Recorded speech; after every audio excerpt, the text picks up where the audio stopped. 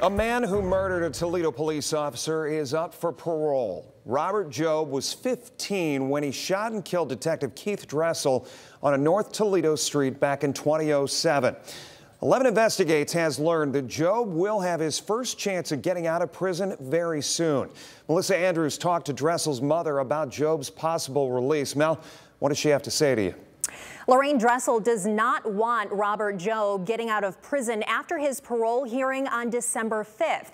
She told me she's meeting with the prosecutor's office on Monday to fight his release.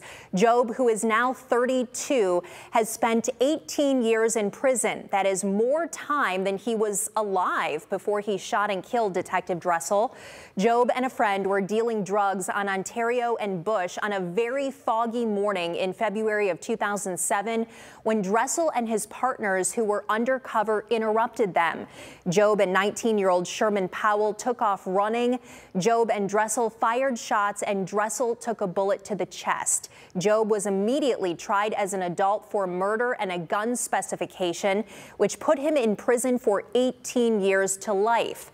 Lorraine wrote a letter to the parole board asking for Jobe to stay in prison.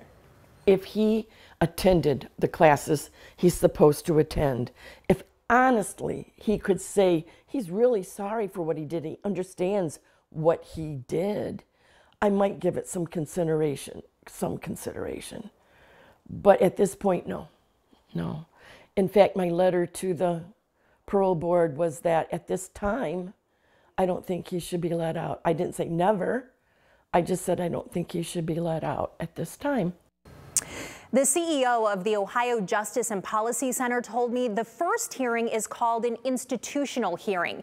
If the board unanimously supports release, Jobe will go before the full parole board. But I found dozens of disciplinary infractions in his prison file, including 5 for intoxication in June alone. The Policy Center CEO says infractions within a 5-year period can be problematic for release. For 11 Investigates, I'm Melissa Andrews.